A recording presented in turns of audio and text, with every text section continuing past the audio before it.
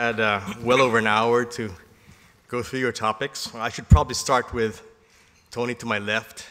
Perhaps, Tony, you can give a summation of the aviation the aviation portion of the talk. Basically, we agreed on everything until Emir came. And he said Indonesia is the biggest country, so screw you all.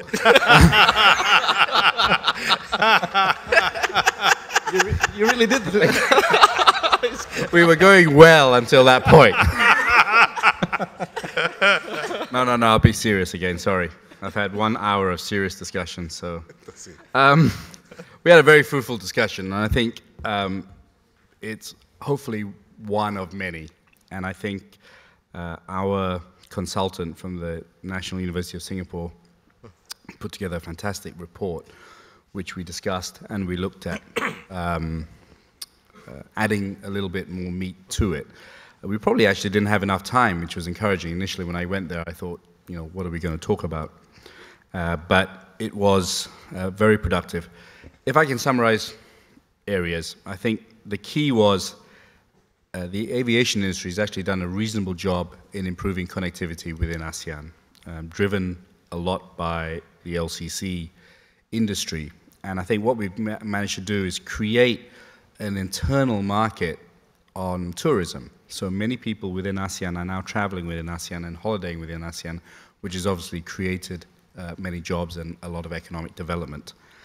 We're very clear that there's now a healthy two-tier industry, the low-cost carriers and full-service carriers, and both will benefit. Yes, the LCCs are growing faster, but basically as the GDP grows, more carriers, more people will move on to the full-service carriers. There was discussion on a single aviation market. I think there's lots of work to be done there.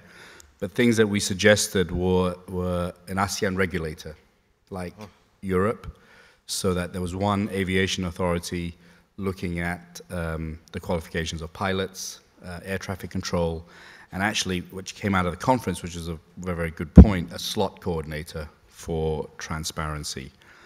Human capital was discussed in terms of building capacity, which we all have to invest. The big talk was airports, that the aviation industry is growing quicker, and in a very unique way, both airports have actually had lack of private capital. So we want to encourage governments to open up their private ports, their private roads, their private telecommunication companies, but very few private airports. And we hope the panel of infrastructure will actually put airports as one of the key development. And when we talk about airports, we're not just talking about the terminal and the runways, we're talking about airspace planning, air traffic control systems to maximize efficiency. There were lots more points, but I think the key thing out of this was, I think this is the first time I've been in my 12 years, a forum where there were 2 or 3 airlines. There weren't many airlines, and I think that in itself is a challenge, that we'll have to put our differences apart and say there's a bigger market here, we should all try and work together. It's a fiercely competitive industry, but there are many things that we could do through working together. But it was very encouraging that we had this platform, and we had views, and we had a very good research paper which can form a basis that can be sent to the heads of ASEAN Transport and the heads of government. And I come out of there very optimistic that it's a small step forward, but a step, and it's something to build on. So I applaud the organizers of NAF, which includes myself, so I'm applauding myself. And let's not lose the momentum that we've built today. And after this, I'm going to spend a lot of time with Emir and about how being an ASEAN brother is very important. Thank you, Tony. You come out of it. You come at it from your entrepreneurial side. Emir, a CEO of Garuda, you obviously have your own views and a slightly different perspective. Would you like to share that? Yeah, I think, from the discussion that we had, it was very, very interesting. Even the team who did this, when they showed that slide, everybody, all the countries is already ticked Indonesia, there's no tick, you know. I think the fact is, where we were discussing is like it or not, in terms of aviation, Indonesia is market is the majority in the ASEAN itself. I mean, in the discussion, we're saying that it's just like Europe. Indonesia is a combination between Germany, France, and UK, basically. In terms of how, if you put, but nevertheless, I think we are, you know, we are facing, and we realize that everything has become borderless, and actually, the airlines in Indonesia is basically preparing to be really open, but there is in the discussion that I mean, there's some good points which was brought up in terms of how do we do this, how do we do this faster, and I think we're all open. Tony, I mean, he's in his low cost market, where there are us others in the full service, and we think that in any market, segmentation will happen, and there's always, with this economy growing, the pie is big enough, and then everybody can enjoy the pie. Now, but I think the issue is, right, we have to identify in terms of growing this market together. There's always things that on the surface it seems like everything is okay, but when you go to the details, there is we came up, which was not covered in this paper also, is a matter of slots. You might have the rights, but when you don't get the slots, you cannot fly. So these are the things that came up, and I applaud this forum.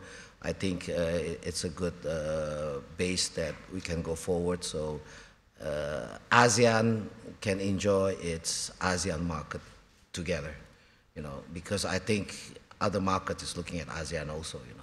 You look at the Middle East carriers, you know, they're trying to get it here also. I think it's, why don't we enjoy this market together?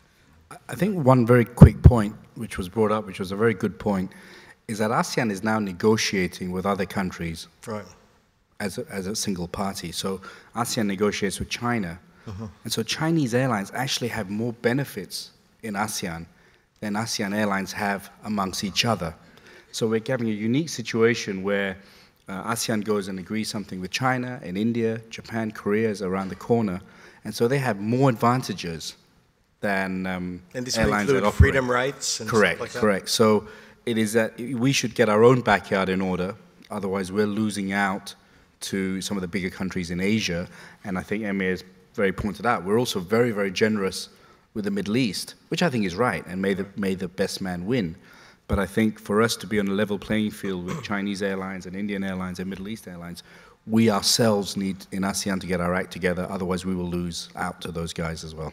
Do you see us losing our pilots to China, given the growth of that aviation industry? I mean, there's no doubt, you know, capacity building is important, and we've lost pilots to the Middle East in the past. But ironically, pilots are coming back now. But we have to invest. If you want to build an industry, you have to invest in training as well. It's not just about the metal. So that's really not governments. That's for the industry itself to put in enough training facilities. And bottom line is, we have to pay people well, which means we have to be, and this is where we can't run away from the globalized world. You've hit a very good point. We can train all these people, but if we don't pay them the right, then they're just going to move away. And so ASEAN companies cannot isolate themselves anymore, and we have to be as competitive and as efficient and have the highest productivity as airlines in other parts of the world. Well, thank you, Tony. And you mentioned infrastructure, so let me segue into the session that you chaired, Jaime, with Francis about infrastructure. Would you like to make your key points? Sure, thank you. Thanks, Bong. We covered the infra, power, and utility sector.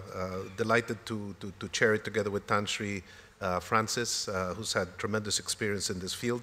And a special thanks, by the way, to the McKinsey Group. They put up a great framework for discussion and helped the discussion tremendously. Very grateful for all the work that they've done. Basically, we had participants from all the ASEAN countries in one way or another. Very robust discussion from different angles. I'm sure Tan Sri Francis will add his own points of view at the end. A lot of private sector operators, a lot of members from the financial sector, some public sector funds as well that were there. But ultimately, I think everybody felt that there was a tremendous sense of urgency about a need to address the infrastructure needs of ASEAN and an excitement about the private sector's role if we could get the public-private coordination to take place. A number of issues on the barrier side were mentioned, issues of lack of transparency in general and the regulatory frameworks of governments and how that would bring trust down for investors. The need to build regulatory skills and capacity that were long-term in nature. Tan Sri Francis mentioned this and made this a core component, I guess, of his discussion. A need to balance short-term political interests versus long-term nature of investments and find a way to match these and de-risk these investors by bringing coherence and stability to the whole regulatory side. Issues of nationalism in investments and how to encourage foreign players in. Tan Sri Francis actually mentioned how in Singapore he'd found the exact opposite. As a Malaysian, he's being able to invest in the utilities sector in a significant way. That should be a model, I guess, for other ASEAN countries. And the issues of not changing goalposts once they're done. These were seen as the barriers. However, people also were forthright in putting forward solutions. Issue of capacity building, an institute for regulators was suggested by Tan Sri Francis, and I thought that was an excellent idea, a place where regulators could come in and develop best practices and move up the competency chain with each other and find ways of creating professionalism in that field as well as the private sector. Issues of regulatory framework, shared learning across the ASEAN region, government-to-government learnings, and even using the issue of trade agreements as a way of bringing these standards up and making them coherent across the ASEAN region. The issue of funding and risk was discussed at great length. De-risking projects, how to do that. Issues of government support and guarantee funds. I think the World Bank representative mentioned that would be an important component. The issue of ASEAN funds as a way of bringing down concerns about nationalism issues, that would be perhaps a friendlier pool of investments for infrastructure projects, and instruments as well to take out project risks of one way or another, from insurance policies to listings to changing capital from the short-term startup funds to the more longer-term ones that would be needed. And finally, there was mentioned that there's a need to bring consumers into the dialogue between the public and the private, get their points of view. They're as interested in the long term as anyone else, and perhaps bring them in. Maybe Tan Sri Francis, if I could open it up to you. You've had a long set of experiences in this field. Thank you, Jaime. Basically, I'd like to applaud all the leaders in the last 30, 40 years, the Deng Xiaopings, the Lee Kuan Yews, Mahathir, who dare to change the landscape of how we look at ASEAN and Asian competition. Instead of competition, let's have peace at last. This was an area torn by war. And let's have preventive diplomacy, ASEAN, let's get together, not talk of war, let's build some institutional framework together, etc. I applaud all of that. And in that process today, in this room, we see a common feature. The central banks of most of ASEAN and Asian banks are very good. The stock exchange is very good, and also the security commissions are very good. These were to address the short-term issues of capital flows that the world wanted to connect. Okay, we follow the framework of the US, UK, and we connected money, so ASEAN money won't be put under the table or carpet anymore. They can be connected and be invested. So that was good. But today we have a big elephant in the room because there's a seismic shift today. Because while we had time in the past to do as we check along and examples from the West and learn and muddle through, we cannot muddle through now because we don't have the luxury of time because of this phenomenon called social network. Everything is exposed today. There's no cover-up from governments to private sector. There's no chance for you to cover up anything in your business or government practices. So I think the consumers who are also voters is putting a lot of pressure on governments and on businesses to solve the issues. What are the issues that they want? They want infrastructure and they want utilities competitively priced, available, world-class, but competitively priced to parity to their ability to afford it. Very few governments has been able to solve this in ASEAN or Asia today. So let's not see this elephant in the room. How do we get that? Well, in the past, we have welcomed capital markets globally. Today, nobody actually is xenophobic about capital in the stock market. Nobody say, okay, let's not allow the Americans to invest in our stock market or the Europeans or the Chinese. We don't care about that. But suddenly, I just give you an example, I can invest in 30% of the capacity of power in Singapore. Will Malaysia allow 30% of their power to be invested by a Singaporean? Or will Indonesia, or will Filipino? That's the issue. Why suddenly, when we welcome the short-term capital without discrimination, when it comes to longer-term capital, which is really needed, suddenly we have these nationalistic instincts and put national regulatory nationalism. And that's the big elephant in the room. We've got to solve this very quickly because the consumers today don't want to know why you cannot solve it. You look at Arab Springs, you look at all of that. And I don't think government knows the velocity of response that they need. So I would say, do not reinvent the wheel. Look at what Britain at least has stood out. Britain is still very investable because of its regulatory framework, transparent and coherent. No governments come in and change the rules. Neither does Singapore, neither does Australia. So 85% of my business invested in these territories. Malaysia too, we invented some regulatory framework and that stood. Government did not change the contract, sanctity of contract. They understood what we were advocating, some semblance of that. This is the thing that we need to solve. 2.1 million jobs can be created if ASEAN can push 1% of GDP investment in infrastructure. There's no lack of talent, entrepreneurs, money in the whole ASEAN. We are great savers. But look at the capriciousness of money if we continue to ignore this big elephant. Look at what we are dealing with, the rupiah, the ringgit, and the rupee. It will always be like that if we do not look at the long term. It's not sustainable. It's good to talk about car policies in ASEAN, great, but the cars need roads. The roads are not built. The jams are terrible in all ASEAN capitals and will be increasingly be so. Is it so difficult to solve? It is not. Is there no talent to build roads and tolls? No. So what I advocate is transparent, coherent, that means not changing the mind. Government must say in ASEAN what they want.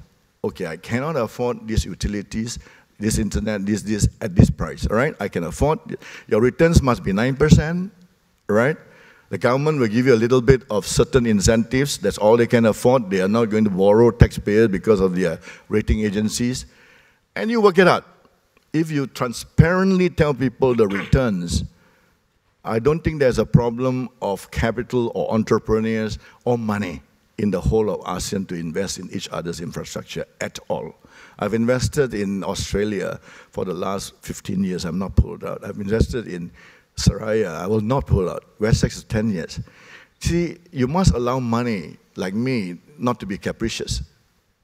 I like more long-term investors, people like me, like Jaime, and many around this room. You would love to invest long-term. If you invest in a company, in a public listed company like me, you'll be capricious. When a tapering comes, you just take your money out. But I am investing in long-term in Singapore with my money. So the first capital of ASEAN, the entrepreneurs know the risk best. The greenfield projects, correct? So we can take it on. Then the next level is already done. The short-term capital can invest in your companies. Within it, we already have IPC listing categories.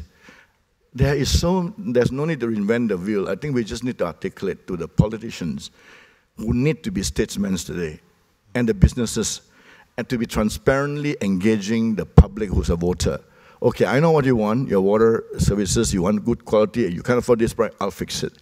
And if we don't do that, I think we are going to be in real trouble, real trouble. Tan Sri, you raise a very timely point. These infrastructure projects, they're all partnerships between the private sector and the public sector. And what you seem to be saying is very often the public sector in ASEAN doesn't do its share. That's right. Jaime, would you like to comment on that some more?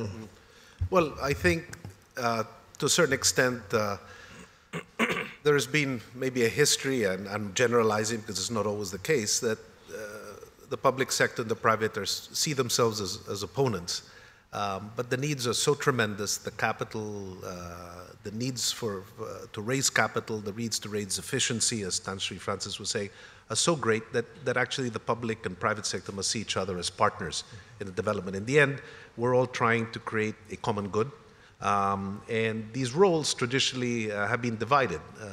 The private sector found services to give, and the public sector found projects that they felt were for the common good. These days, I think the efficiencies of the private sector, its ability to raise capital, its ability to run things well, is slowly, getting combined with public sector needs. And so the public sector and the private must see each other as partners, and we must find mechanisms to, I guess, bring down the barriers that traditionally have kept us apart.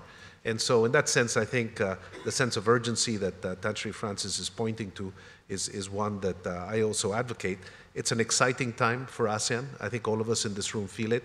I think there's a lot of commonality between our countries. I think there's a chance for all of us to create attention and relevancy for ourselves if we act in unison. But the needs are tremendous, and they've never been greater. And so that sense of partnership and what we both need on both sides to achieve these common ends is, I think, what we all have to focus on. Well, thank you, Jaime and Tan Sri. And moving to a very particular point of infrastructure, the area of connectivity, Alex, would you like to summarize your session? Yeah, first of all, I'd like to thank Bain for preparing excellent materials that led and guided discussion. The discussion itself was very lively. As you can imagine, everyone in this room have a mobile phone and is very much affected by what happens in this field. And us here, being people who are active within the ASEAN region, is really, of course, have great concern of what happens, or how, in terms of how we use this device. We discussed 4 main topics, and the discussion was guided within those four areas. And later on, Ernest will talk a bit more on those areas. We talked about roaming, which I'm sure is very relevant to all of us. We talked about OTTs and mobile advertising, something that's growing, but we'll see more and more. And as the typical regulation governs within country, now that mobile advertising can go across countries, what domain does it fall under? We talked about mobile money, which is another area that is prevalent and really is really relevant towards the ASEAN sphere. And we talked about regulatory alignment. Now, those were the 4 topics, and again, it's the comment about this issue being very timely is clear. They talked about the tipping point. The tipping point is now. Smartphones that has become very affordable to everyone has made our industry, the telecommunications industry, change 180 degrees. It's weird. We don't think in terms of telecommunications anymore. What we think now is we have a network. There's a customer there that owns a device that is connected to us with some form of identification, and anything in between goes, right? So everything's on the table now within this industry. But the breadth of the discussion, we try to pull it back within the context of the ASEAN as seen as a single unit of business, and we try to drive it back to that discussion. And we see this, the telecommunications device, as an enabling for people to go cross borders and for businesses to go cross borders. And again, it's so easy to go beyond those topics, but we try to pull it back into those areas. Just before I pass it on to Ernest, but there's a few things that needs immediate attention. I think there's within this telecommunications sphere, there's still a lot of pain points that we need to elevate. The roaming experience, the fact that if we want to see the ASEAN as a single unit, the end game has to be this device, wherever we bring it within the region, it has to be transparent. Well, although we cross borders, and the user experience must be really well. Otherwise, people will find other modes of alternative communications, and we've seen this coming a lot. From the OTT players trying to become an alternative to telco players. And the second thing that we also determined was we really need to build an ecosystem, and perhaps there needs to be some push in this through the ASEAN sphere in terms of determining what standards that we need to commonly define across the board, and what kind of regulations we need to actually put in place. And again, this is not easy. There has to be a balanced strike, because the telco industry don't like regulations, because technology doesn't like regulations. Technology tries to find the most efficient way, and typically it doesn't go hand in hand with how regulation goes. Ernest, you've had to deal with a lot of these issues. What are your thoughts? Yeah, I mean, to expand on what Alex mentioned, I think it's telecom's role to enable the seamless movement of people, much like the way the aviation sector is doing it. And with today, I mean, telecom is almost as important as being there. You got to be connected throughout. And roaming is one of those key things, as Alex mentioned. And what we expressed was our desire as telcos to actually make the experience seamless and also less painful, with regard to cost. Today, it's no secret that roaming is very expensive. And I think we shared our views that if roaming remains expensive throughout, roaming will become a dinosaur. People will find alternatives either through the over-the-top players, Skype, WhatsApp, and so on.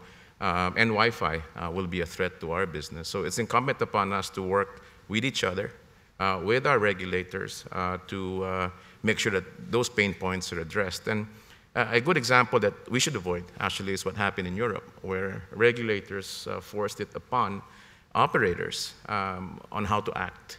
And nobody, especially, as Alex mentioned, telco players don't like to be told how to do things. And so we should be bringing our agenda forward to the regulators ahead of time on how we intend to make this happen. The second thing on regulation that has to be maintained for the industry is the harmonization of frequencies. With the emerging rollouts of LTE networks across the region, LTE occurs in many frequency bands, from 700 all the way up to 2600. And as devices get released, they won't be supporting all of those bands at the same time. However, individuals, and again, our consumers in Asia are among, the ASEAN in particular, are among the youngest in the region and among the most socially engaged in the region, therefore want to be always connected to each other. We need to enable their roaming. And how can you enable roaming if their devices don't work in every country? So the need to harmonize spectrum and ensure that throughout ASEAN it's a seamless LTE roaming experience, I think, is going to be a critical thing. The other thing we talked about was mobile money and its opportunity in the ASEAN, where there's a huge swath of people who continue to be unbanked. And the telcos, with their reach in terms of both distribution and having the currency already available in people's wallets, right, presents an opportunity. Certainly, we gave the example of the Philippines, where we partner with commercial banks, your bank in particular, Bong, who have actually not been quite as interested in the lower segment of the market than telcos are. Telcos have a knack of making money with low denom transactions, right? The example we gave was we can make money with a 10 peso transaction. Why can't we do it with microfinance and in the lower segment of the banking market? And enable a whole new transformation in people's lives by bringing them into financial inclusion. But this will require change of models in the way we think about banking, for instance. In the ASEAN, where I'm sure in Indonesia, very similar to Thailand, or maybe in the Philippines for that matter, where there's an imperfect credit system, imperfect ID system. We have to find different ways of scoring the credit of these individuals before we provide them with microcredit. We talked about how we, at Globe, for instance, are looking at using the prepaid loading pattern as a proxy. We kind of bash that against your social network and see if the intersection of the two comes up with a credit profile that can be used for lending money, as an example.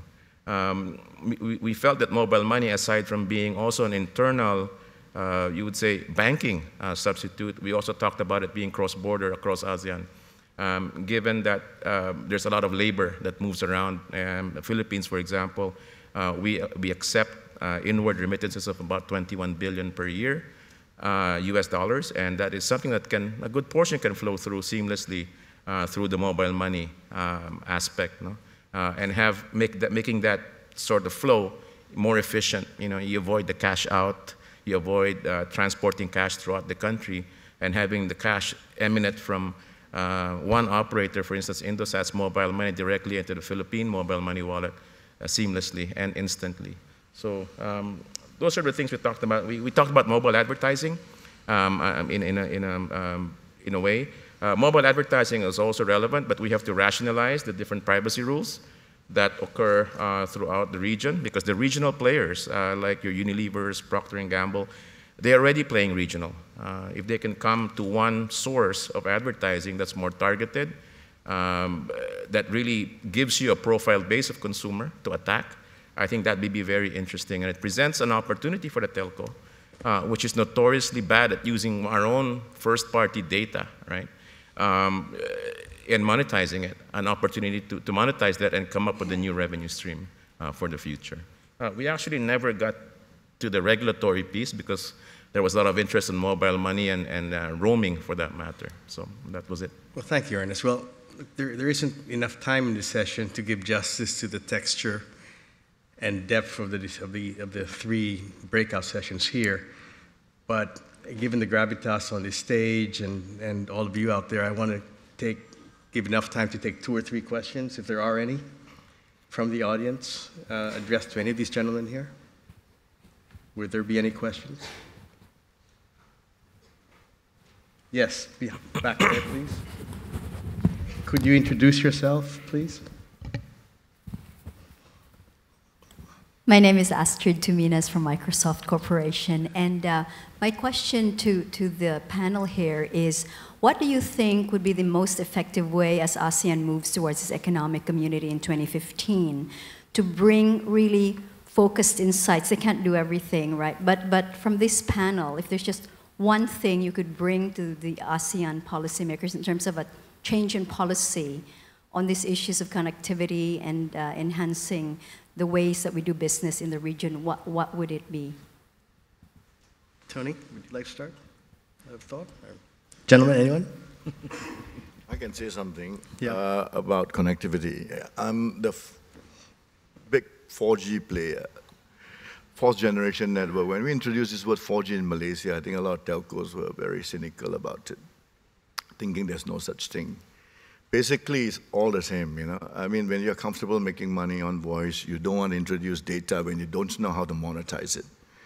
And that's a problem if swaths of people are not given data, which actually they need, like a commodity like water now, even more important. Why are communities not given data? So in Malaysia, actually when we were very young and many people, we actually told the government not to censor internet. Malaysia has a no censorship of internet policy as a bill of guarantee. And that's why these companies like ours could proliferate. We could compete against the telcos using 4G, using data. We don't have a luggage of trying to kill our voice. So we could generally do data. And we have gone on to do education. I think to me the question is, what can we do? Today we are giving education, digital education to kids in kampongs, the same as international schools for free. It's amazing, and they're looking at Khan Academy, they're looking at Google Education, etc. And this is readily available at minimum cost. So in 10 years, a lot of these kampong kids are brought up in Chromebooks or Microsoft tablets or whatever, and they're so adept today, this generation to be. And we are giving these people what once upon a time they're the last to get. Now the rural people are the first to get because of this connectivity. So I think education, and we don't have to reinvent the wheel, like you say, the spectrum harmonization. We are already supporting chips that can read LTE and WiMAX. So if we could harmonize and work together, all the telcos, data players, and say, okay, let's support this harmonization of chips. And then the chips should be produced in ASEAN, right? All the smart chips. Right? Tens of millions and 600 million chips can be produced in ASEAN. Factories can be set here. We can read both LTE and WiMAX. Why waste these resources?